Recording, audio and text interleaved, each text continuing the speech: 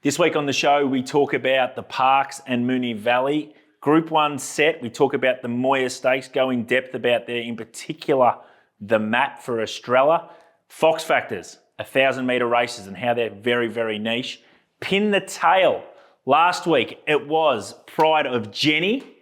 See who won that. And this week, it's Estrilella, and we give you your chance, obviously, to have a crack as well and get the SP of Estrilella.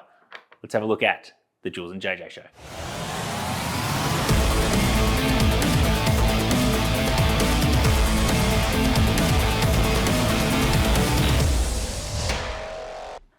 Hello and welcome to the Jules and JJ show. My name's Julian Balance, joined via location, I think now back in the home residence of the Adelaide Hills, James Jordan. JJ, now I know last week we spoke you had severe whiplash, and then I think after that you ended up with food poisoning. So Bali 2, Jordan 0. Yeah, I'd recommend it for any family out there looking for a place to go and get your kids sick and potentially your wife. I got food poisoning the last night at the hotel, which was, 4 figures a night. So I was, to be expected, eat at those sort of low joints like that. Anyway, I was very disappointed about it. But got food poisoning. Yeah, you take those things really well. No, I'm livid about it. Because the risks when you go to Bali. I thought, well, let's just not eat it anywhere, dodgy. Let's pay the absolute premium and, have some good meal and not risk getting sick. Anyway, on the way back, 2 medical emergencies on the plane. There's a doctor luckily on board just bolting up and back. Hope he got paid. And then 2 other people vomiting next to me. I just thought it's just not a location that you can go to with any kind of confidence. It's like betting at some of these dodgy tracks. Yeah, very good. Dysentery. I think that's what was the highest cause of death in the Civil War. But it's also got you in Bali. So interesting stuff. All right, let's get to the track intel.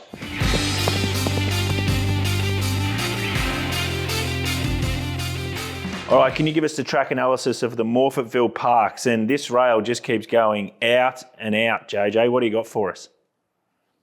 Yeah, it's funny.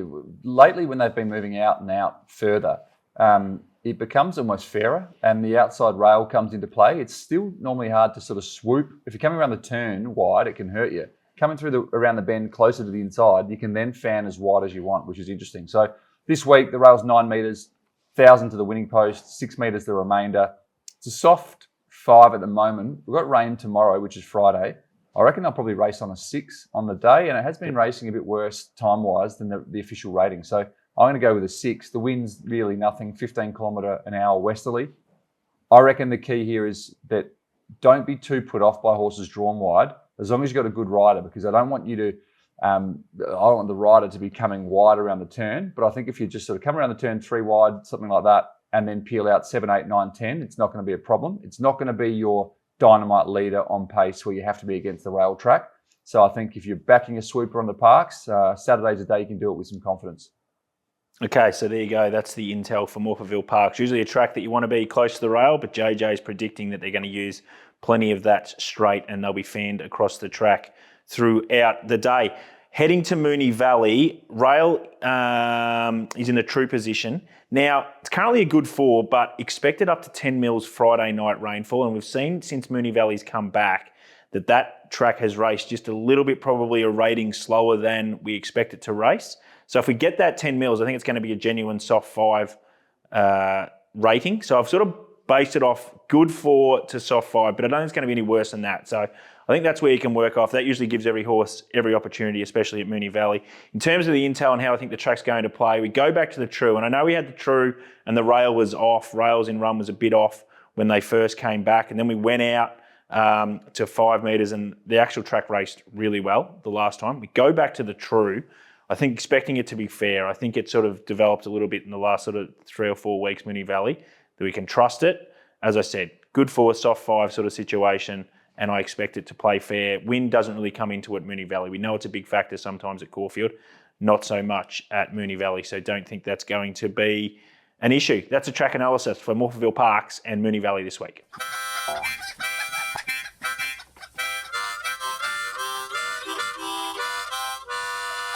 Okay, punters, we're going to look at the Fox factors this week. And what we're actually identifying is 1,000-metre races. Now, I think of all the distance that we cover in terms of races run throughout Australia and Victoria and South Australia, which we focus on specifically, the 1,000 metres is the most niche distance in the game. It's the one that more or less is its own beast. It seems to always be a fast run tempo. Now, you can have 1,600 metres, 1,400 metres, 2,000 metre run races that sometimes are really soft tempos or can be really genuinely run races. 1,000 metre races, more often than not, and I shouldn't say every because there'll be an outlier and I'll probably be this Saturday in the Moir Stakes, is that they're actually a genuine fast run tempo. So you need a particular horse to be able to absorb that pressure and then be able to finish off as well. The 1,000 metre stats, when you're looking at 1,000 metre races, seems to hold up all the time. So 1,000 metre horses, as they're saying, 1,000 metre horses for 1,000 metre races seems to hold true. And I think that's really important with 1,000 metre races, JJ. For me, it is the most niche distance that we deal with in Australian racing. And that's the way I see it. Yeah, I don't like betting beyond a mile. And the reason I don't like sort of betting beyond a mile is the tempos are really up in the air. When you get down to 1,000 metres, what I like about it is even the 12s and 14s, they'll get to the front and they'll often back it off. They'll look for a cheap section or two or cheap 400 metre sort of breather.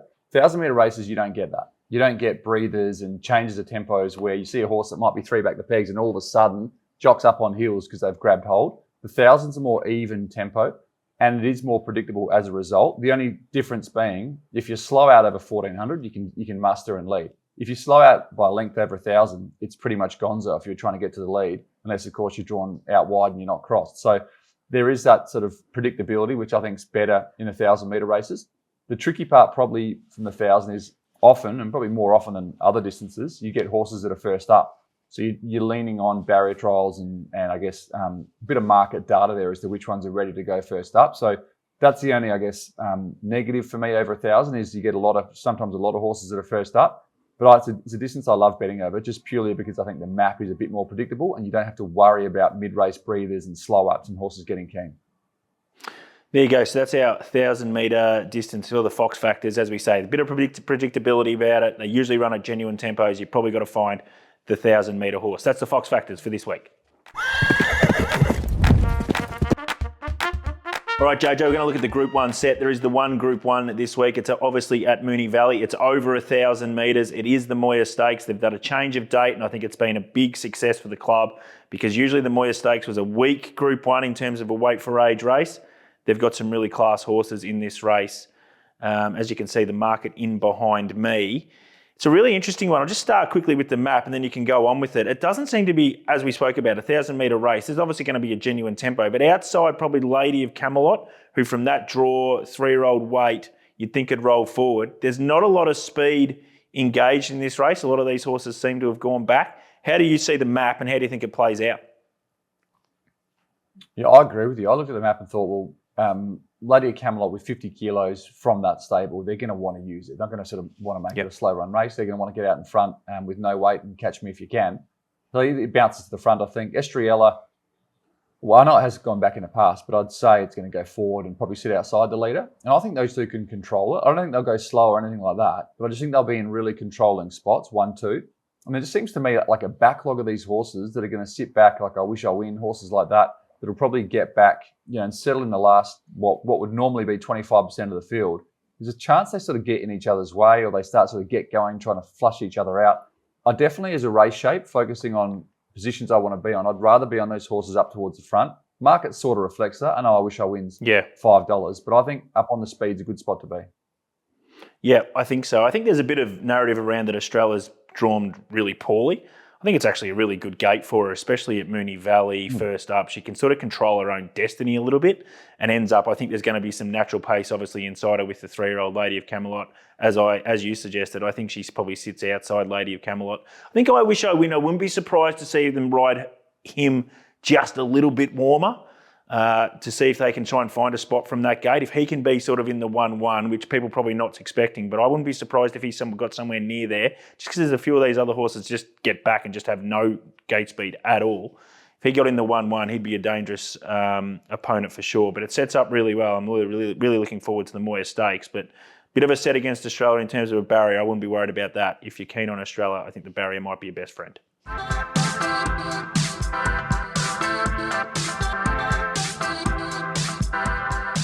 All right, JJ, it's time now for your SA set. And just before I hand over the keys to you, we've run the numbers. So we've been going 8 weeks. This is our 9th week.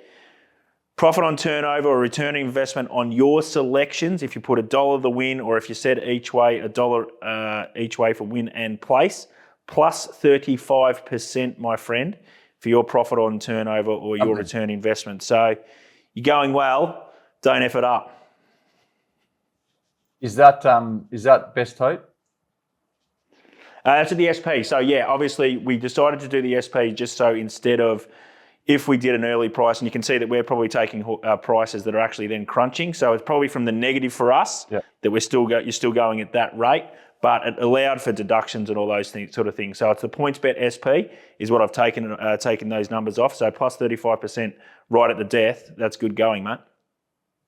Yeah, it is. You should be, if you're watching at home, you should be able to do a bit better than that. So good news. Hopefully it can continue this week. There are 4 in my SA set. It's sort of early part of the cards normally where I play, not this week. There's a few things I just want to let unfold early doors. So I've avoided the early races and I kick off in race number 5, a horse called Thunder Award. It's about that $4.60 quote. Normally, if it's $5 or above and I like the map, I'll tip it each way. Even at $4.60 or $4.50, I reckon this is an each way bet, Thunder Award. It's a thin race, which is a good starting point. Its last 3 have all been solid and all pretty similar ratings. I think they've sort of worked this horse out. It's no star, don't get me wrong, but I think it's racing at its level, and its level is good enough to be very competitive here. Last start was a bit too keen, and the last 150 metres it peaked as a result. I watched that replay and I thought they'll either take the shades off and keep it at 1400, or they'll drop it back, which they have. They've dropped it back to 1250, so I think that's a tick. And just from its gait, it's going to do no work the first half of the race. As I said in the Intel section, I reckon they will fan. They'll use a lot of the track. So horses sort of 3 back the fence. I'm happy to play them on this card because I think there will be runs coming through. So I think in race number 5, Thunder Award's a really good each way bet to kick things off. Race 6 is the next one. Jazz Affair's a pretty promising horse. Scratched last week to save for this. I like the map for it as well. And it's got the upside. It's got that rapid improving almost profile to it, where a lot of these horses, albeit they're pretty confident at this level, they haven't got the upside that Jazz Affair has got. So on the minimum, I think Jazz Affair is a great each way bet. It's $5.50 as well. There should be good tempo in the race. It should be finishing off, if not over the top, very close to it. So race 6, Jazz Affair is the next one. Race 7, He's Beset, a horse that you'd know pretty well, was really, really good last start. This is I'll tarnish this at the end with my last couple of comments, but everything's perfect for it. There's a really good amount of speed in the race. It's drawn to get an inside sort of run, similar to last start, where it'll just suck up behind them, do no work. It'll look for that run sort of through them in the straight, and I think it'll get it. The query is, the market's found it. I was thinking, they'll bet 270, something like 280 about this horse, and it's worth a bet. They put up sort of 235. I reckon it's about 240, maybe 245 if you're shopping well. I need it to drift. If it drifts to 270, I'm going to back it. As yet, I haven't backed it, but at 270, I think He's Beset's got a great chance in the race. He's got a really good SP profile as well. His last 5 runs, he's an average SP of $3. So the market does like him. Just think it's a chance of drifting out a little bit in this race. And if it does, I'll be ready to pounce in race 7.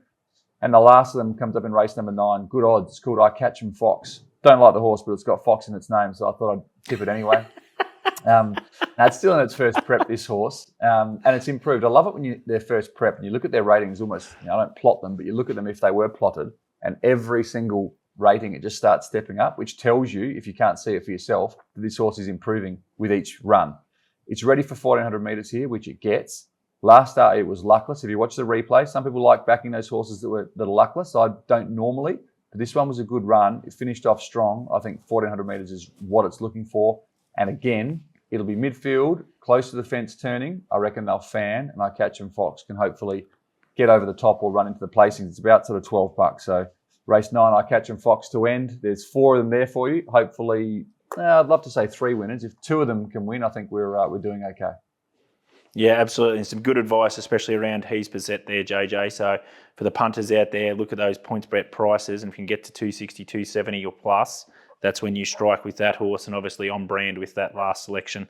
Good job doing the brand some favours there, JJ. Very good.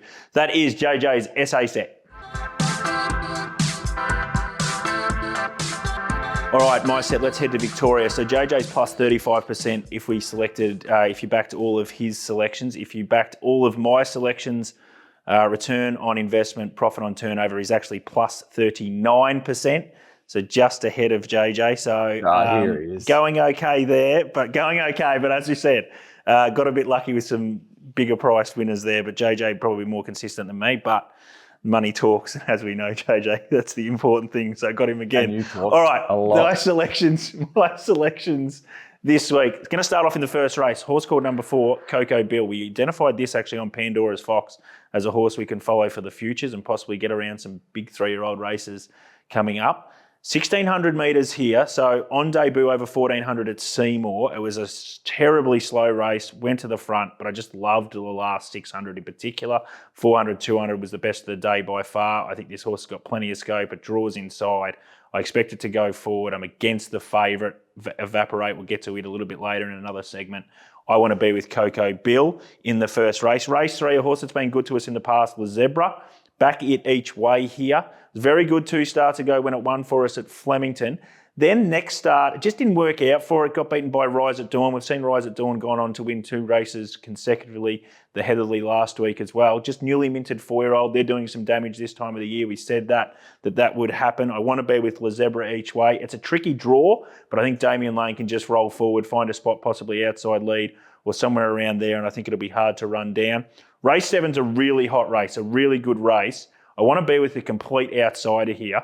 It's about $12 with PointsBet. Back this horse each way. It's called Extreme Diamond. You can say, well, it just won a maiden at Geelong. But again, I'm taking on the horse at the top of the market here. Just not sure about it from gate 1. I want to be with Extreme Diamond each way. Massive number at Geelong.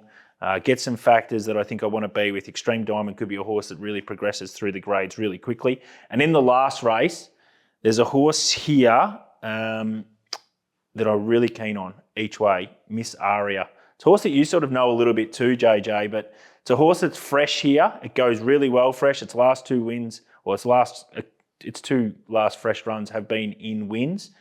It is 1,200 metres, and possibly you could say, well, 1,400 metres its best distance, but I just reckon it'll sit off the speed here. It gets Blake Shin, who's had 2 rides for a win and a third.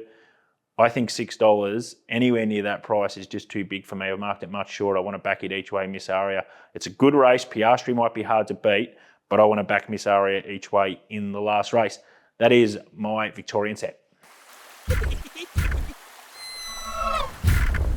All right, snap or don't snap time here, JJ. You can kick us off just going through. We're 28 from 35 of predicting the right move in terms of it's going out the gate, don't snap, or you should snap now because the horse is going in. So that's running at 80%. So we can be happy with that. But kick us off, JJ. You've got 2 for Morphettville Parks.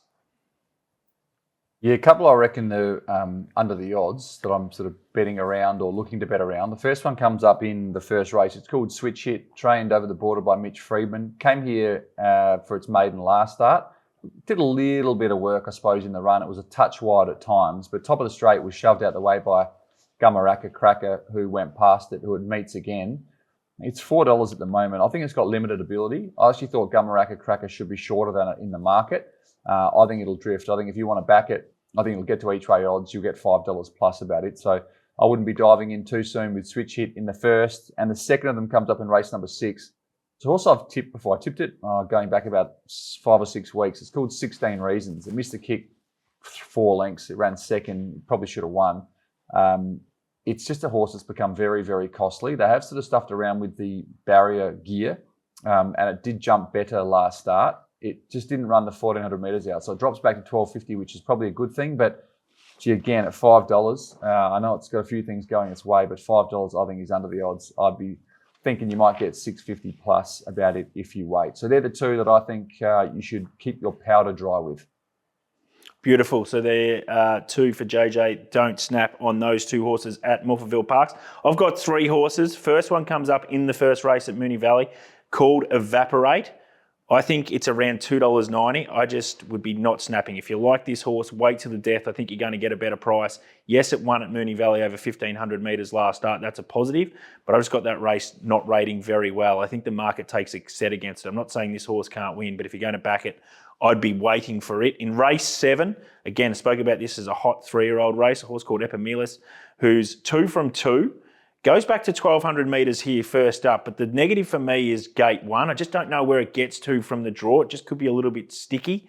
Again, $3.40, I think you're going to get better than that. And I think it's a horse that's going to be popular, but if you do like it, just keep your powder dry, because I think you're going to get a better price about that horse in race 7. And in the last race, this is a horse that I think we can snap, Miss Aria, around $6. I expect this horse to be heavily supported. Blake Shin in the saddle, off 55 days, residual fitness. I think that's a horse we can take that price.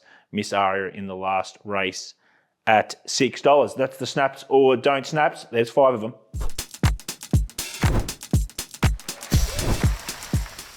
Okay, pin the tail time here, JJ. Let's quickly talk about last week. It was Pride of Jenny. This was really interesting and fascinating. You selected $3. I went with $2.65. The SP PointsBet price ended up $2.85. So you've got me by 5 cents. So well done. It now becomes the ledger. I'm in front 4-3. But you've clawed one back. I had the break. I've given the break straight back. So in tennis terms, it's back on serve. And I think it's Cara and Dylan. Well done. You actually correctly identified the price of $2.85. So if you actually got back to our team, you would be getting a prize pack, which includes one of these beanies that you can have. So well done. This week again, punters, we're going to have a crack again. You can have a crack again in the comments or on Twitter, wherever you need to do it, with all the socials that we do. The horse we are focusing on, JJ, is Estrilella. I'm going to go first. Off 133 days, I reckon the map's okay. Get Shin. I know she's been really soft in the market thus far. I think they put up $2.60 early doors. She's out to about $3.40, $3.50. I still think there'll be a swing back to her. I think she ends up probably sitting outside Lady of Camelot. I've got her $3.20. What have you got? Yeah, I'm sort of with you. I thought my price this race on Wednesday, and I'm not sure what price she was then, but I have seen the flux since. She has been easy. They've come for Lady of Camelot, which doesn't bother me because I'm sort of working on a similar theory that they'll be 1-2 in the run. Like, she's a hard one to price, Estrilella, because you're pricing off your imagination, really. But that said, you go back to the Sangsters. I think she went around $2.80. She was really well backed in that race. Similar sort of story. She's never gone out Group 1, wait for age, and run a rating that you can just go, that's the rating I'm going to use, and that's her as a horse. So she's always been a little bit priced on potential, but you watch her recent jump out sort of trials and think there's a reason why she's going around at those prices in Group 1. So I've got to mark $3. I think that's what she'll sort of go around, close to that. So if we're right, both of us got to mark shorter than the market, we can expect her to trim up. Thought there was a lot of those horses that would be back in the ruck that the market, depending on the pattern, might just think there's a lot in a similar spot and they might all just be a little bit easy, which means she might trim up a touch. Yeah, I totally agree. I think there's a few of those horses that'll probably get back from a map point of view that I think the market will spit out, and I think they'll gravitate to probably only 2 or 3 horses. No doubt Lady of Camelot's going to be really solid throughout betting. I think Australia's the other one, and I think I Wish I Win probably holds his price if he parades really well. We know what he's very good at. Australia, the Sangster you mentioned is really the key point in terms of where you think a price point could be for her. 275, 280, she did start in that Sangster, and she's always been what the markets love since she came back last prep and put up 2 massive numbers. So you can understand that. I just can't see how the market continually spits her out. Yes, she's never been at 1,000 metres. It's her first go. But just the way the map is, I just can't see the numbers that she's produced at 1,100 and 1,200, how the market spits her out any more than what they really have. So let's see what happens there with Australia in the pin the tail. You have a go-to as well, punters, and see if you can get that price back.